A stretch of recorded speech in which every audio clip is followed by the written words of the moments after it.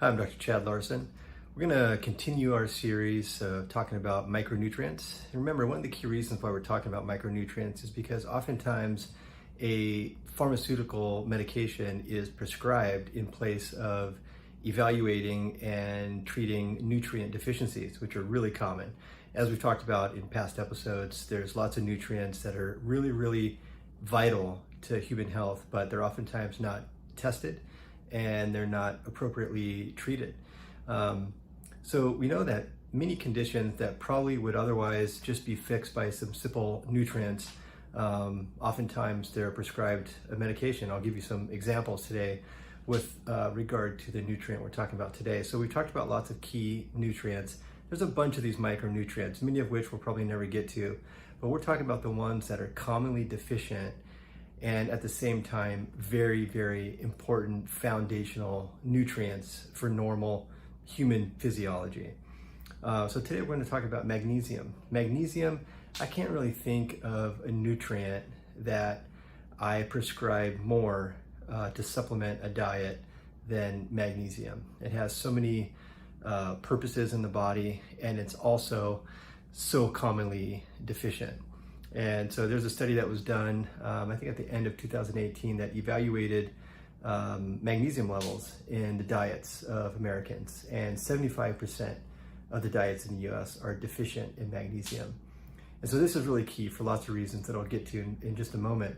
But what we know is that magnesium is required for about 300 different biochemical reactions in the body. In other words, it's used as like a cofactor for the production of other things like your hormones, like your neurotransmitters, like certain antioxidants in your system, like glutathione.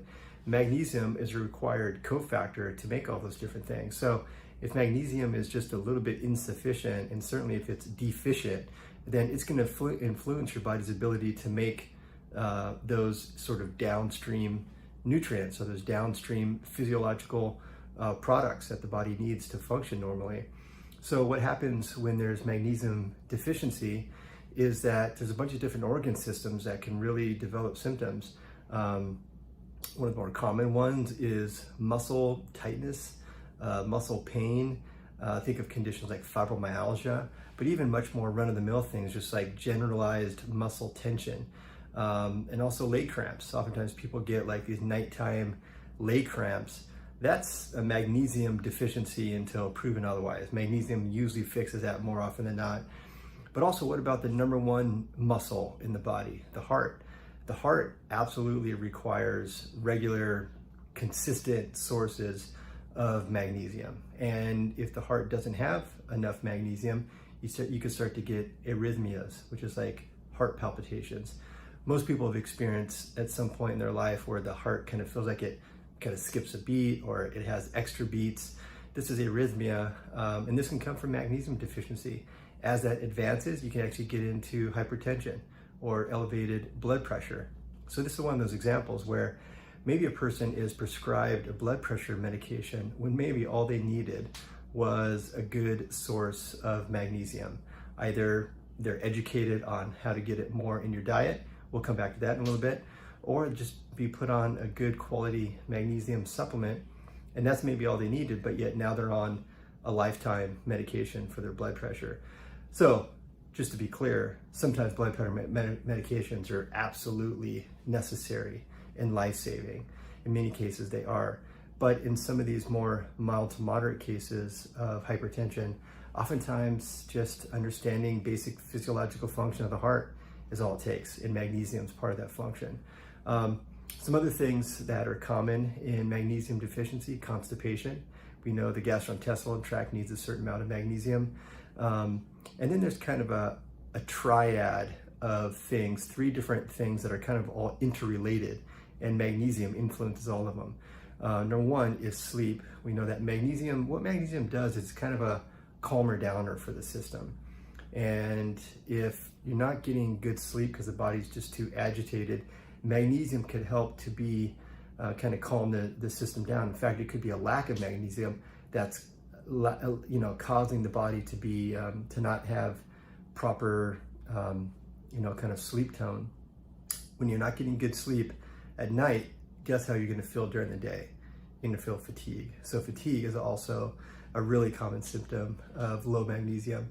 And then oftentimes when we're also not getting enough sleep, we're much more vulnerable to anxiety and other sort of mood-related disorders. We know that magnesium is necessary for the production of neurotransmitters like serotonin, like dopamine, these things that very directly influence our mood, but also just a lack of sleep could also influence our mood, including being associated with things like anxiety. And magnesium really could be a key nutrient to help with that. Another thing is that headaches. There's a couple different main types of headaches. There's tension headaches. Those are very common. I've seen many people with tension headaches and also migraines. And sometimes a really strong tension headache could feel like a migraine, but it's actually a really strong tension headache, but also migraines as well. And here's the thing, is that magnesium can help with both tension headaches and migraines. So it should be kind of a first line therapy with people with chronic migraines is educating them on good sources of magnesium. I would oftentimes first test them in a laboratory test. I'll talk more about that in just a moment. But even without that, I'd be perfectly confident just prescribing some extra magnesium in somebody with chronic migraines. We might be doing other things as well to help. Other things could help with migraines as well, but magnesium I would put toward the top of the list of the things that we want to really consider.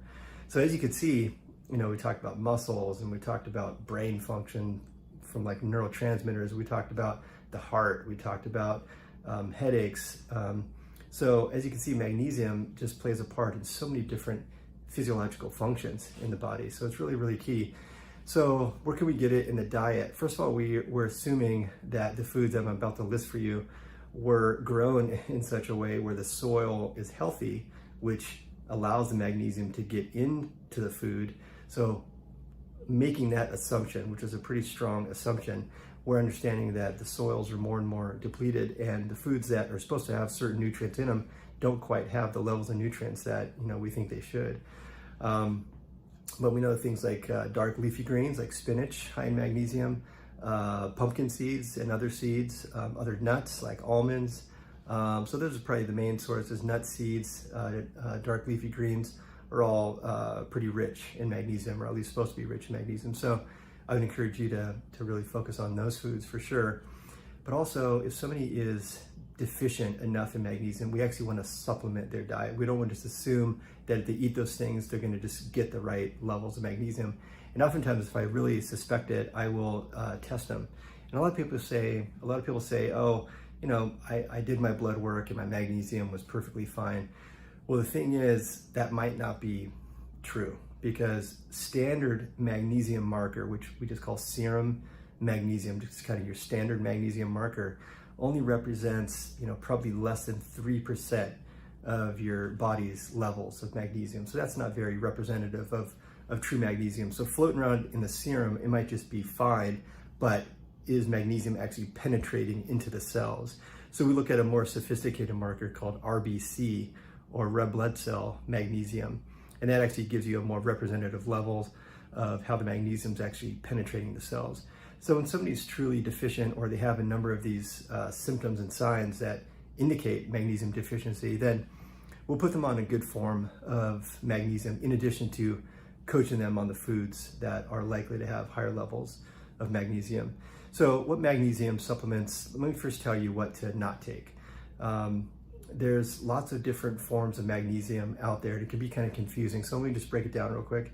There's magnesium oxide, which is a very poor form of magnesium. Magnesium oxide really has very poor absorbability, so I would really encourage you to stay away from magnesium oxide. Another one is magnesium gluconate. I'm not a big fan of. I don't think gluconate and oxide are a good form of magnesium. So this is sort of true with most minerals. The word that follows the name of the mineral, like zinc or magnesium or calcium, the word that follows it is almost just as important as the name of the mineral itself, because that really tells us how it's penetrating into the system. So oxide, gluconate, I would stay away from. The ones that are much better are magnesium citrate. Magnesium citrate is a good, let's call it all-purpose kind of magnesium. It could help with your general magnesium needs. It might be particularly helpful in somebody who has a history, especially a recent history of kidney stones. The main form of kidney stone is a calcium oxalate stone, and the citrate part of magnesium citrate is citric acid, and it could help to dissolve and break up those stones. In that particular form would be good. Also just kind of an all-purpose. My go-to magnesium is called magnesium glycinate, or specifically magnesium bisglycinate. This is the highest quality form of magnesium as far as like absorbability. And when we take it and we see the magnesium level on the back of the bottle, we want to really make sure that the person is actually absorbing all that magnesium. And magnesium glycinate is, in my experience, the most absorbable, utilized form of magnesium. So that's probably the best form. That would be the form that I prescribe to my patients. Sometimes I will use another form of magnesium called magnesium malate. If I really want the magnesium to penetrate and support the muscles, let's say that's the only sign that a person has of their magnesium deficiency, especially I'm talking about the skeletal muscles, like, your muscles that maybe there's tension headaches, or there's lots of tension in the upper traps or the low back, and there's a lot of tension in the muscles, or they're getting every night their ankles or their calf muscles are cramping. Magnesium malate, the malic acid in there, could really help it to kind of penetrate the muscles a little bit more. Also fibromyalgia, I might go with the magnesium malate. There's another form, kind of a newer form of magnesium called magnesium threonate. It's got some interesting things, not as much research behind it, but it's new, and I think it's a real positive up-and-comer as far as magnesium penetration into certain cells in your system. It seems to help penetrate into the mitochondria a little bit more. We've talked about mitochondria many times before, which is kind of the engine of all your cells that help your body kind of fuel and make ATP. So magnesium threonate we'll probably talk more about in the future, but really it's magnesium glycinate is the one that I'd really suggest for most people. So yeah, we talked about magnesium and its effect on the body, the kind of conditions and symptoms and signs you want to pay attention to, food sources, and then the best source of magnesium supplementation. So hopefully that's helpful. We're going to continue the series on talking about micronutrients. So until then, keep it real.